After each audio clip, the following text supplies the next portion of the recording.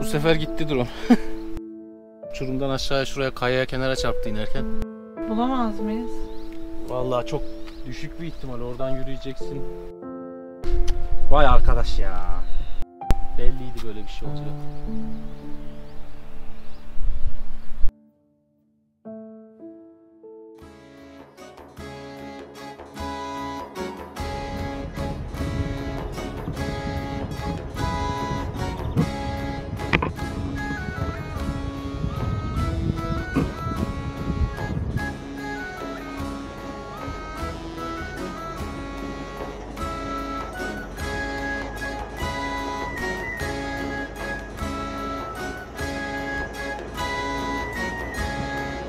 Arkadaşlar bir panorama varmış. Orayı arıyoruz ama. Yol bitti.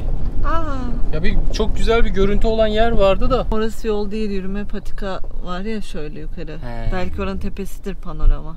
Kaldığımız noktayı tepeden gören çok güzel bir yer var ama yolu yok belli ki. Biz de gördüğümüz araba yoldan geldik de. Oraya bence şeyle çıkamayız, karavanla. Bir çıkıp bakalım istersen orası mı diye. Olur. Böyle park edelim. Şurası arkadaşlar, şöyle dönüyor şuradan.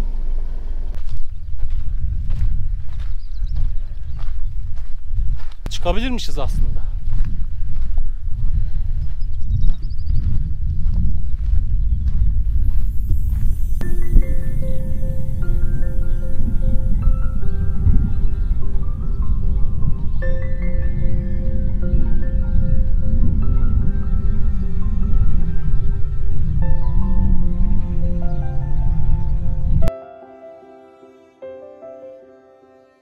Şu an Gürcan Bey drone'u düşürdü.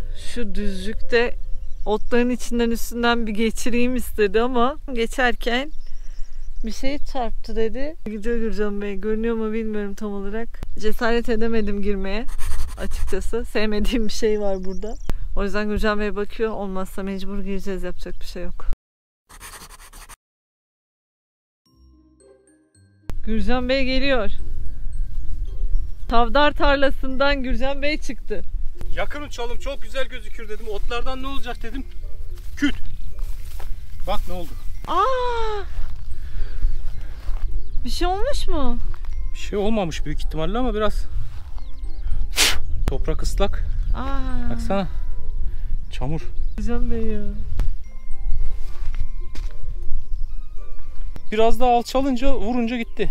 Bu ikinci drone düşürüşümüz FPV'de. Bu ama kötü çamur oldu ya, baksana. Tamam, ben onu silerim, hallederim.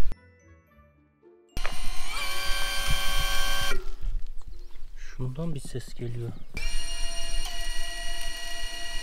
Tıkırdıyor. Ama bak azaldı. Ama var gene.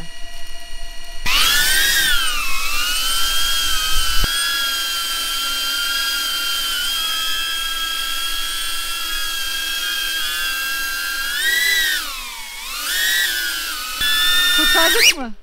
Sıkıntı yok, sadece parçalayacağım. Aralarını da sileceğiz. Tamam. Yani detaylıca bir temizlik lazım. Bir derdi yok. Yaşasın, bir şey olmadı, kurtardık. Sağlam Meret. İkidir düşürüyoruz, bir şey olmadı. İnönü'de yerden yere vurdum ben bunu. Tamam, şimdi toparlayıp devam edelim.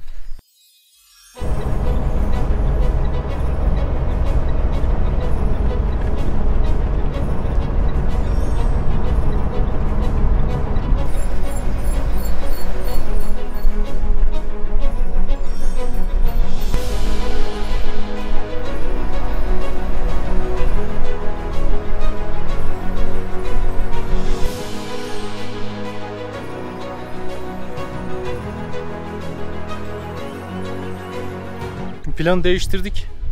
Normalde vadiye de gireriz diyorduk ama yürümekten vazgeçtik açıkçası. Drone'la uğraşıyoruz 2 saattir. Onun için kalacağımız noktayı belirleyeceğiz. Vadiye yukarıdan bakabileceğimiz bir nokta arayacağız. Hemen önünde kaldığımız kiliseyi de bir görelim istedik. Hemen bakıp çıkalım istiyoruz çünkü acayip turlar gelip gidiyor. Kalabalık da oluyor. O yüzden şu an boşken hemen içine girip gezelim istiyoruz. Hadi.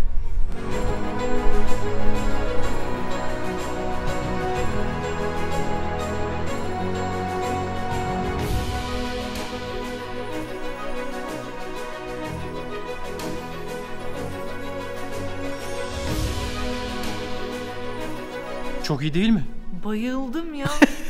Çok güzel. Ya buraya da girmeyecektik aslında. Gidelim falan dedik ama. İyi ki girmişiz. Kalıntılar çok fazla burada diğer taraflardan.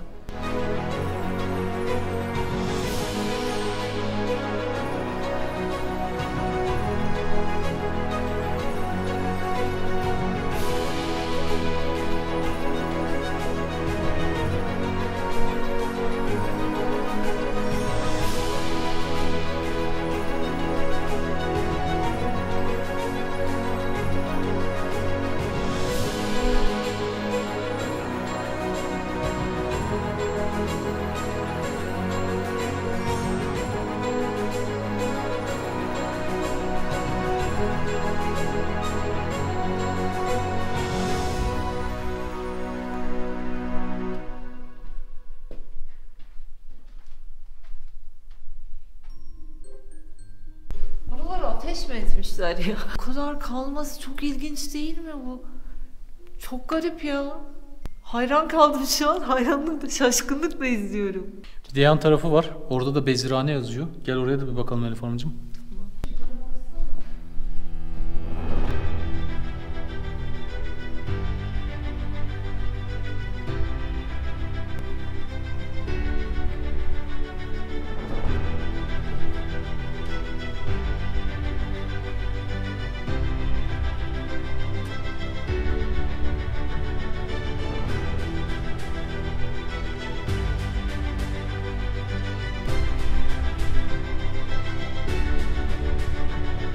Izgın diye bir ot eziliyormuş. Onun yağıyla da bu yeraltı şehirlerinde falan aydınlanma için kullanılıyormuş. O öğütmeyi yapan alet. Ne kadar ilginç.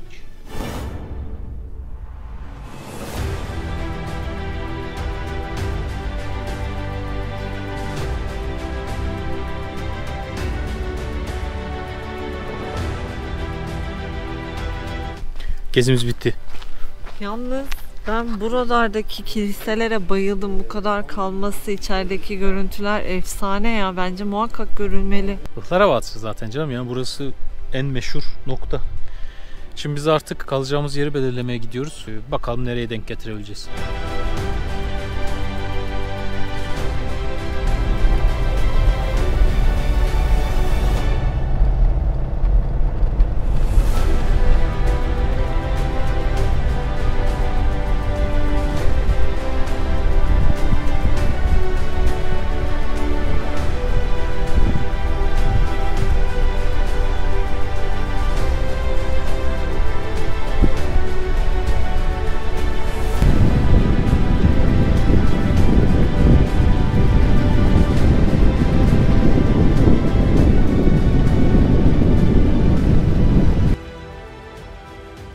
Ihlara Vadisi'nin üstündeyiz.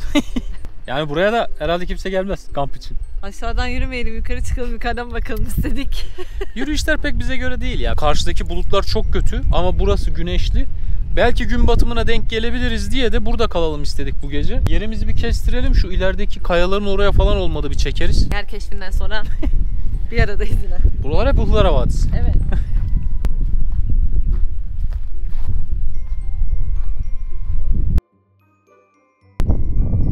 Tavşan gidiyor. Tepede. Bir baktım bir şey hareket ediyor çıkı. Bir baktım koşuyor bıtır. Gitti bak daha tepeye çıktı. Hayvan da korktu. Hadi yerleşelim. Şuraya geleceğiz.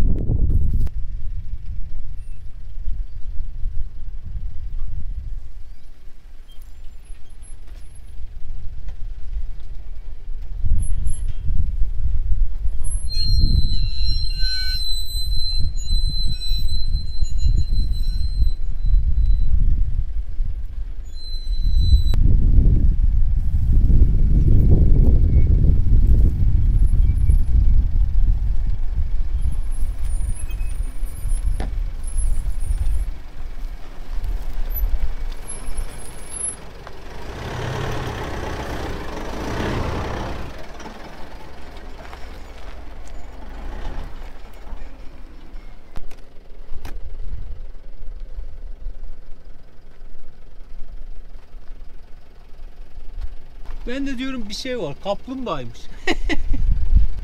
Gel gel. Şuraya saklanmış garibim.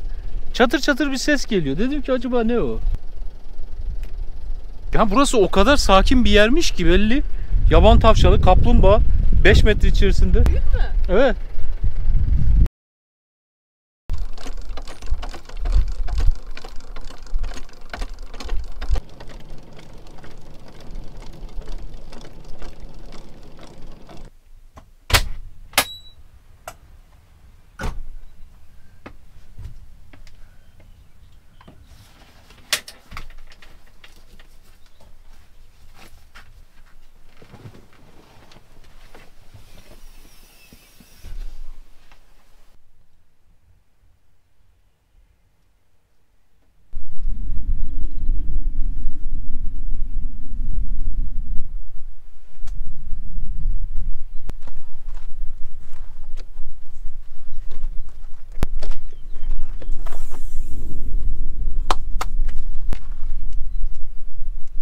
Manzaraya bak ya.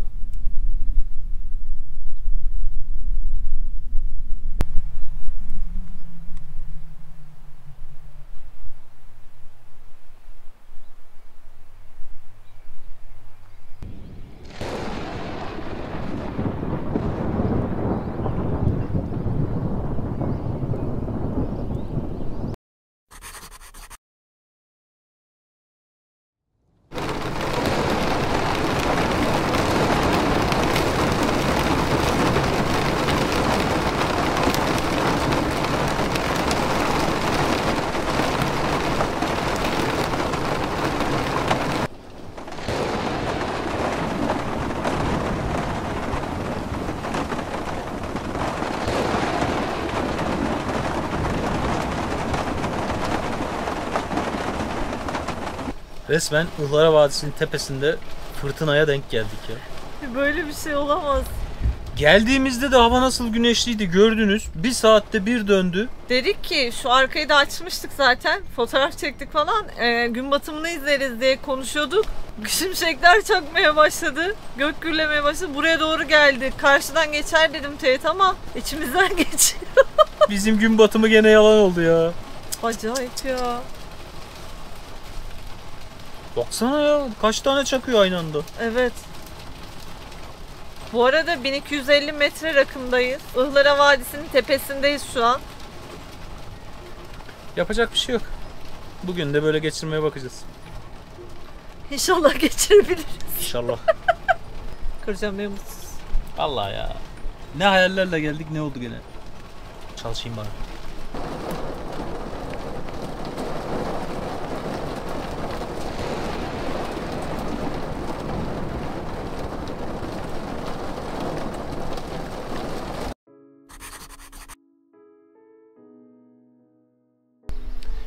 Bu sefer gitti drone. Vallahi ya. İşte uçurumdan aşağıya şuraya kayaya kenara çarptı inerken. Bu sefer kurtarmamız imkansız. Görüntüler de gitti. Bulamaz mıyız? Vallahi çok düşük bir ihtimal. Oradan yürüyeceksin. Şu kayanın alt tarafında kim bilir nereye girdi. Belki bulabiliriz. İndirirken birden dengeyi kaybettim. Yana gelip hızlıca kayaya vurup aşağıya gitti. Vay arkadaş ya. Zaten şunu bir türlü alışamadım yani. Belliydi böyle bir şey olacak.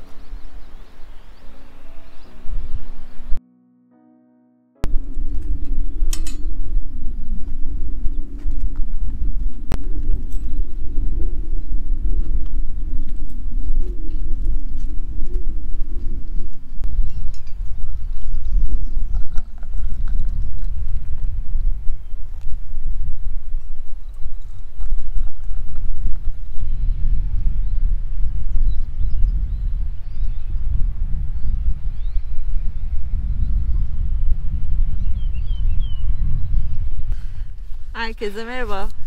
Selamlar. Bizim de Ihlara Vadisi maceramız tabii ki böyle olur. Vadi hemen aşağımızda. İnsanlar oradan yürüyor. Biz de üstüne geçip Uçurumun tepesinde kahvaltı yapıyoruz. kahvaltı yapmadan gitmek olmazdı ya. Sonra da drone'u aramaya gideceğiz. Elif Hanım çok umutlu.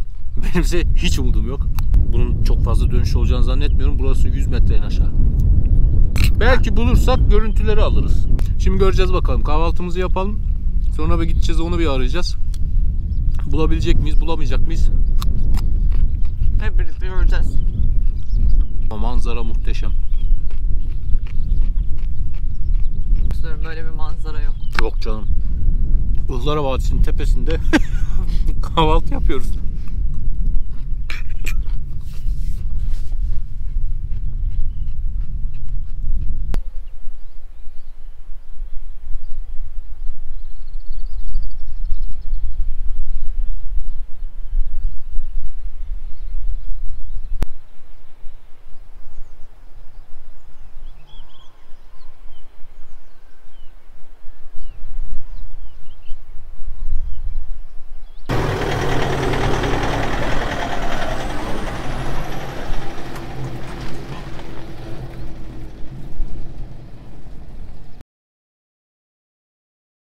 Drone arama çalışma ekibi.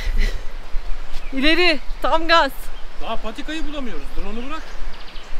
Karşı tarafa geçmek için yukarıdan tepeden gördüğümüz bir patika vardı. Orayı bulamadık ama sanırım ileride bir yerde orada geçiş ya. Yalnızsa geri döneriz, bir daha gideriz.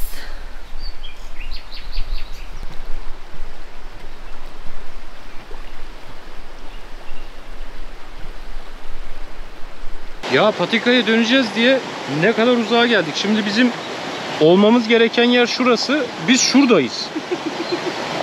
İki boşlukta full yürüdük. Şu an karşı tarafa geçtik bir şekilde. Biraz uzun oldu, yürüyüş yapmış olduk diyorum ben. Düşürdüğümüz alanın altına doğru ilerleyeceğiz. Umarım böyle gözümüzle görebilecek bir yere düşmüştür. Benim umudum var. Benim hiç yok. Bakalım, göreceğiz. Gidiyoruz.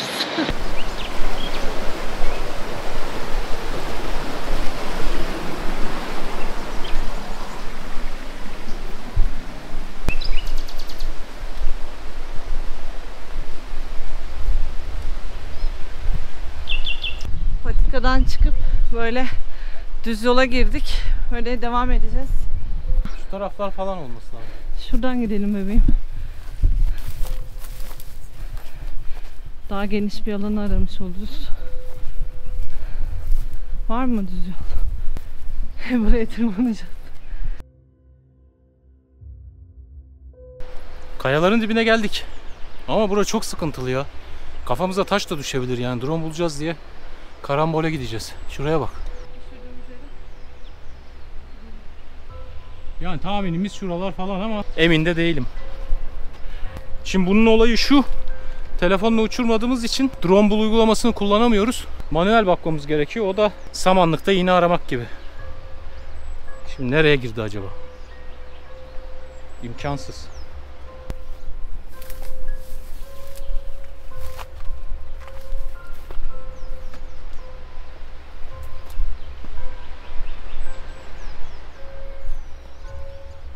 Çok sıkıntılı Elif Hanım burası.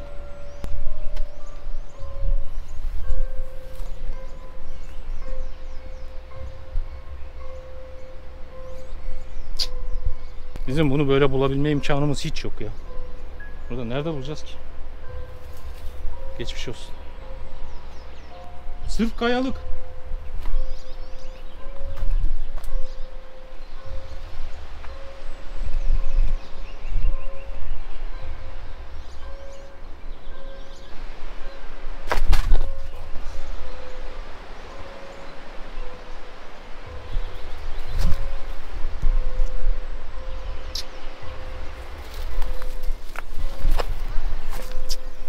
Gitti yani. Burada da çok fazla vakit geçiremem. Kafamıza da taş düşecek.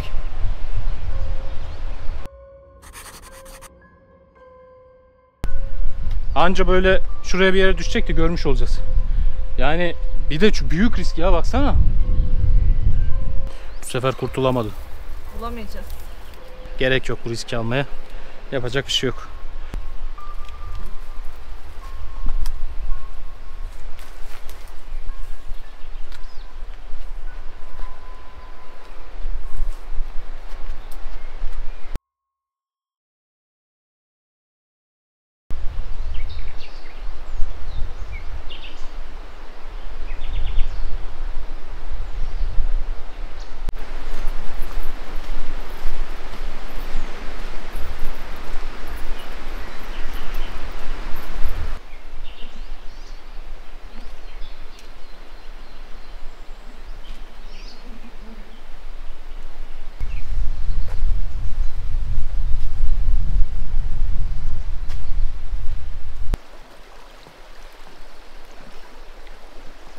Hoş geldiniz Elif Hanım. Hoş bulduk efendim. Ihlara Vadisi'nin içi çok güzelmiş bu arada. Yani tam yürüme yolları. Bu kadar güzel olabileceğini tahmin etmiyordum ben. İçinde böyle kayboluyorsunuz, gezmek istiyorsunuz gezdikçe. Hiç de yorulmuyorsunuz bence. Yukarısı alabildiğine kurak, vadinin içi enteresan bir yaşam döngüsü oluşturmuş. Zaten tüm gece de sesleri duyuyorsunuz. Kuş sesleri falan hiç bitmiyor burada. Evet. Buradaki sandalyelerimiz de süper. Manzara da şöyle. Ama benim moral sıfır. Biz şimdi artık burayı bitirip zaten çıkacağız. Çok böyle bir şey çekme açıkçası modum da yok. Güzel Yurt'a doğru devam ediyoruz.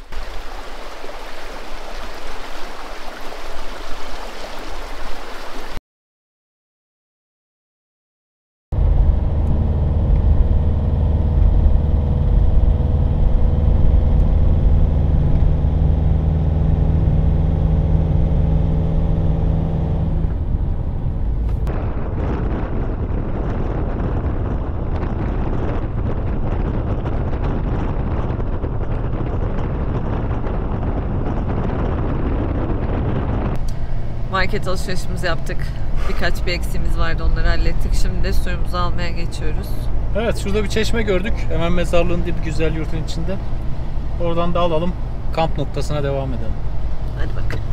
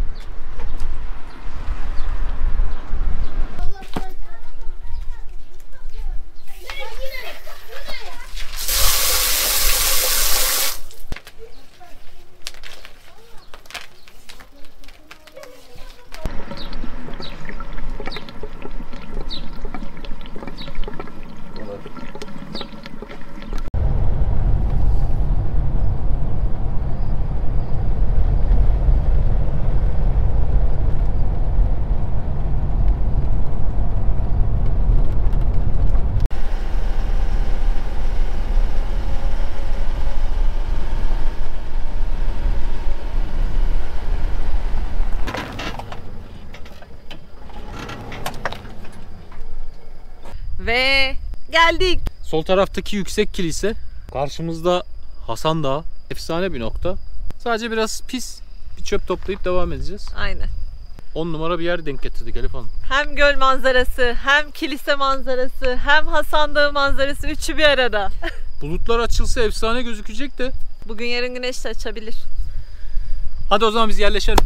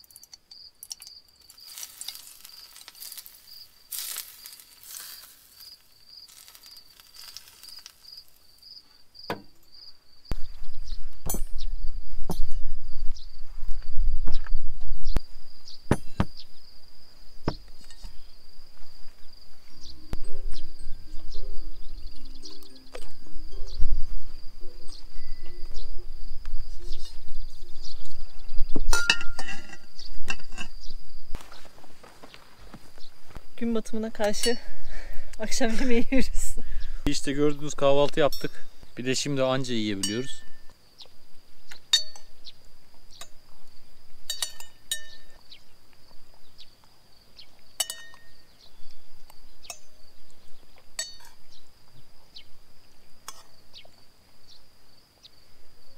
Sessiz, sakin, mis gibi.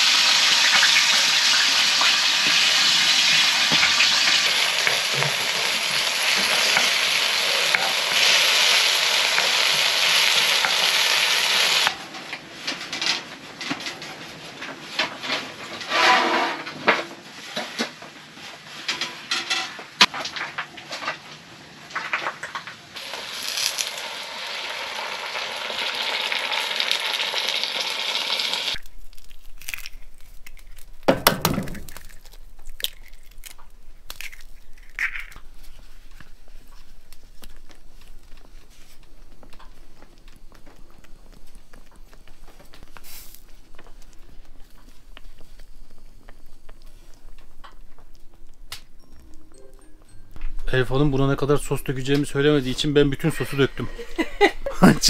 Biraz fazla soslu menemen oldu. Bu Gürcan menemeni.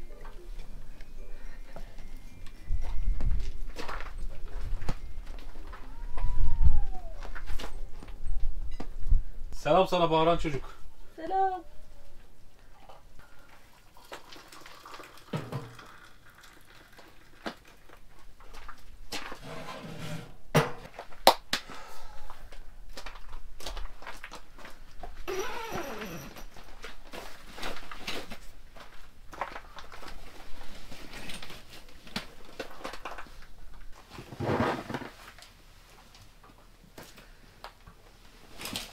çayın hep çöp gelmiş.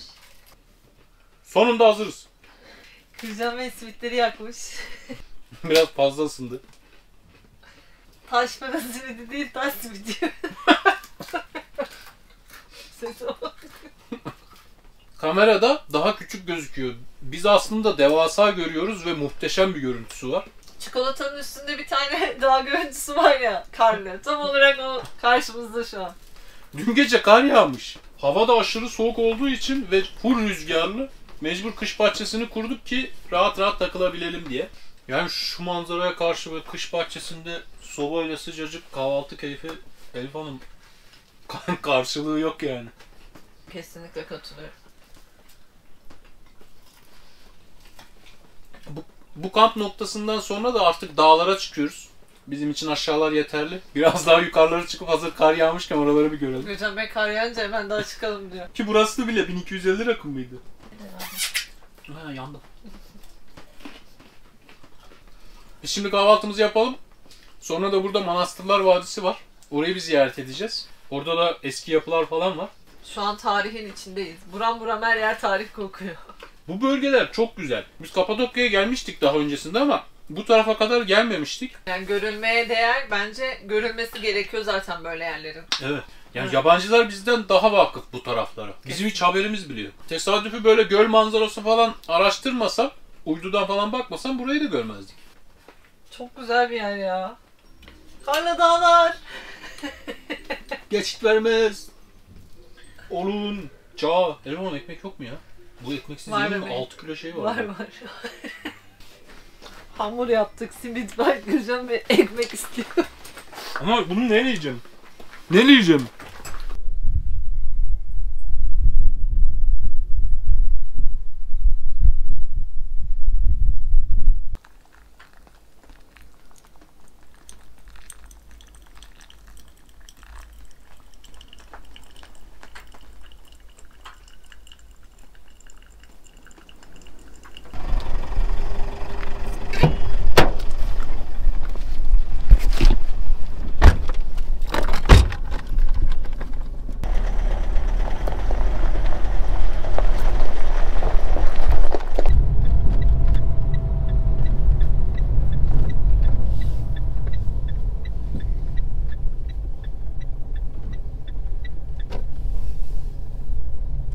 Geldik mi Elif Hanım Manastırlar Vadisi'ne? Öyleymiş, geldik. Benim gördüğüm buranın olayı birçok eski yapıt var. Tabii drone'umuz olsaydı çok güzel çekerdik ama drone'umuz yok. Tarihi evlerin içinde yaşıyorlar. Yani şurada mesela çok eski bir yapı, yaşıyorlar. Atalardan kalmış.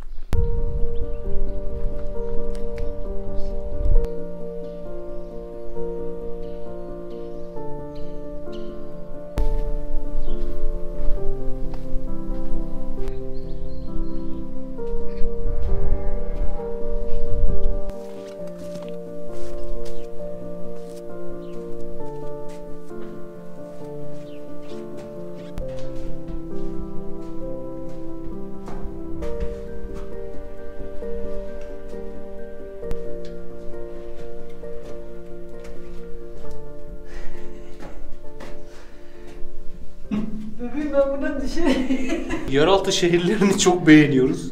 Evet, çok güzel ya. Ama geçişlere bakar mısınız? Şimdi buradan nasıl geçeceğiz biz?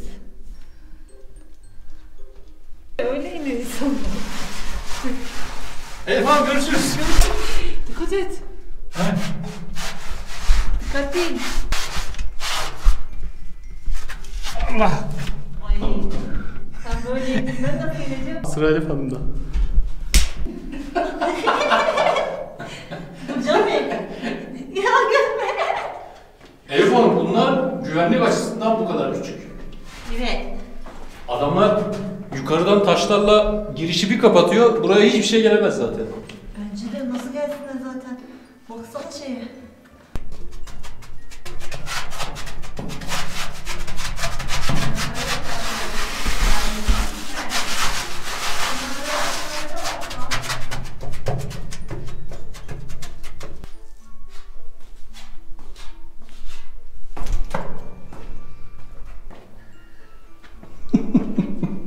Hocam Bey, buradan şişko Artık o insanlar geçemezler. Eski insanların hepsi zayıfmış. Hepsi. Zaten bu kadar çalışmaya bence de zayıf kalırlar. Nasıl kilo alsın insancıklar? Bir sonraki geçiş. Bu taşı böyle kapatıyorlar. Burası tamam, iptal.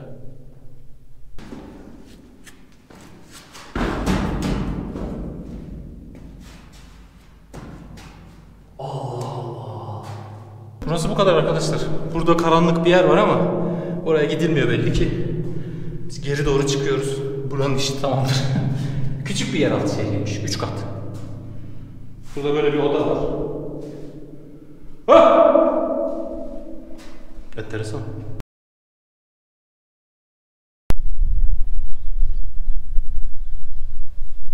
Müze kartla giriliyor. Çok da güzel bir noktaya benziyor ama kiliselerin hangisine gideceğiz Elif Hanım? Hiçbir fikrim yok. Şimdi bak şurada bir tane yazıyor. Sivişli. Sivişli kilise diyor. Bir ona gidelim önce. Hadi. Buradaki güvercinler karga gibi ötüyor. Onlarla büyümüşler galiba. Asıl buranın 5 kilometre ilerisinde bir kızıl kilise var. Orasının görüntüsü çok güzel. Niğde'ye geçerken bakacağız.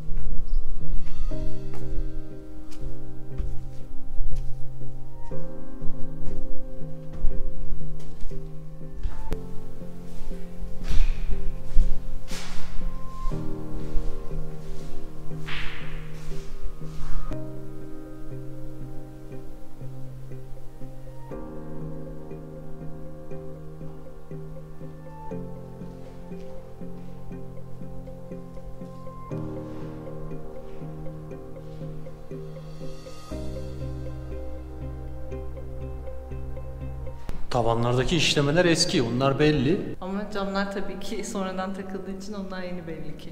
Ben onları da eski zannetmiştim. Burada bir de çok ilginç, eski insanlarda galiba Orhan diye birisi varmış. İsmini kazımış. Şurada yazıyor, yani Orhan yazıyor bir direkt.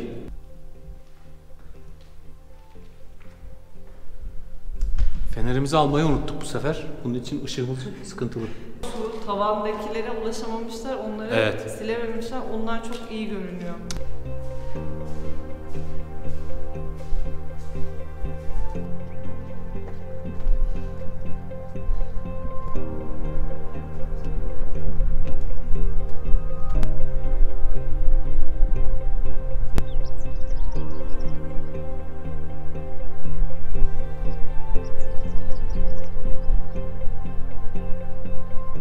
Hasan Dağı da arkamızda.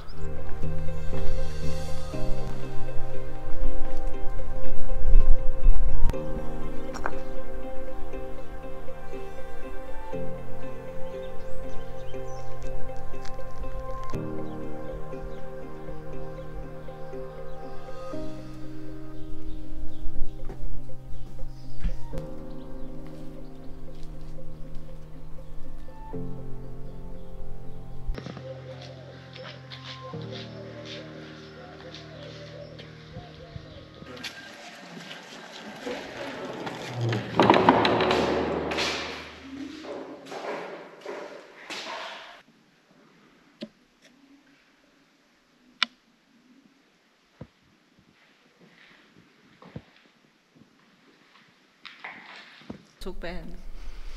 Burası zaten kiliseymiş. Sonra biz almışız, cami yapmışız herhalde. Kilise cami olarak kalmış zaten. Güzel kilise cami. Güzelrut Belediyesi'ne ait. Ama yapısı çok iyi.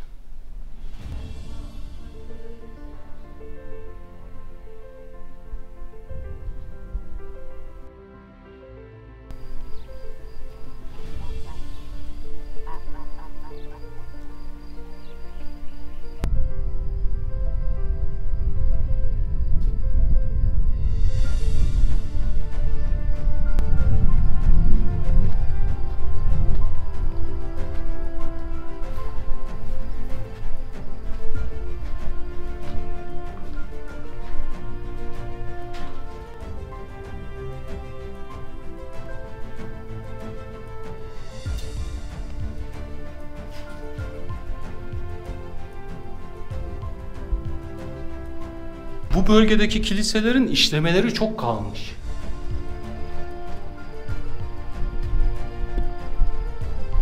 Biz de şunun arka tarafındayız.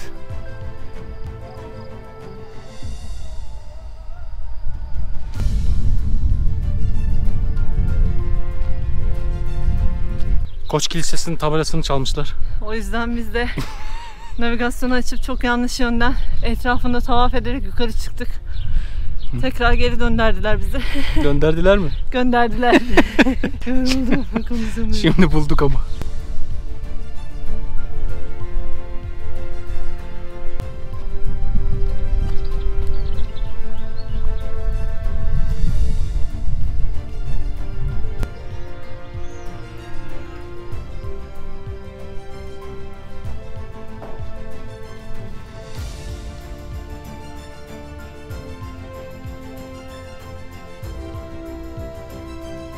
Liseler çok küçükmüş.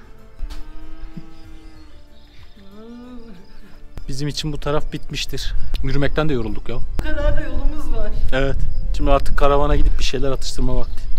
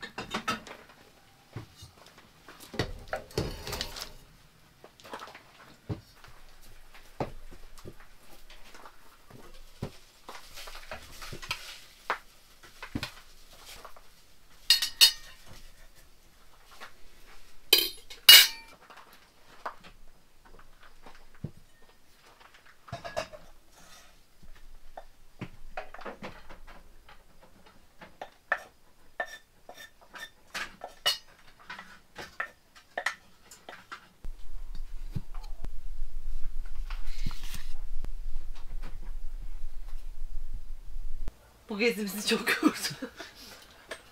Vadinin içine arabayla giriliyormuş. Biz Dunkov gibi yukarıda bıraktık arabayı. Kaç kilometre yol yürüdük bilmiyoruz. Ama biz güzel yurtu çok beğendik. Yani iyi ki gelmişiz. Ya burası bence mutlaka görülmesi gereken bir yer. Küçük bir merkezi var. Çok sempatik. İstediğiniz her şeyi bulabiliyorsunuz. Yine gün batımına karşı akşam yemeği yiyoruz. Müthiş. Çünkü kız kaldı bitti pilav. Çok iyi. Aşırı çöp vardı. Elif Hanım sağ olsun bir ayaküstü temizlik falan yaptı. 2 büyük böyle çuvalımsı, poşetimsi çöp çıkarttı. Bu güzel noktaların bu kadar pis olması... Üzüyor ya. Evet. Keşke yapmasalar. Yapmayın. Yapmayın. Yapmayın. Üzülüyorum kadın. Çok üzülüyorum ben. Yapmayın. Şaka şaka arkanızdan hep söylüyorum. Vallahi dümdüz gidiyorum.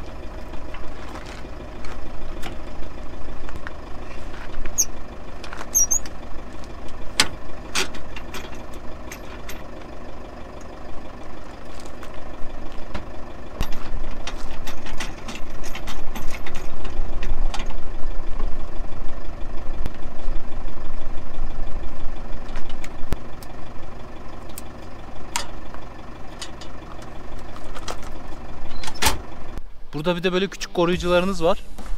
Uyudu. Biz artık bu muhteşem noktadan ayrılıyoruz. Bir kampın daha sonuna geldik. Niğde tarafına devam edeceğiz. Yeni bir maceraya yolculuğa çıkıyoruz artık yine. Kendinize dikkat edin. Görüşmek üzere. Görüşmek üzere.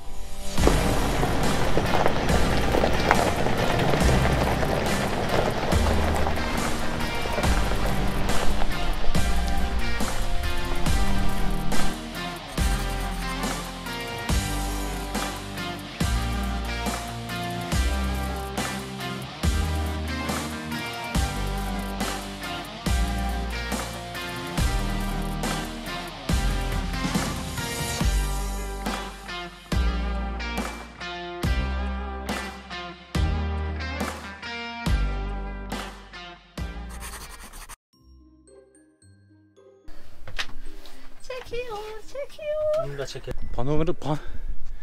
Diyemedim. Güzel Yurt'taki kamp noktamızda görüşürüz. Bundan sonra her şeyi drone'la çekeceğiz artık. Öyle mi? Nerede drone? Ay drone diyorum ya. Her şeyi GoPro'larla çekeceğiz artık. Niye sessiz konuşuyorsun?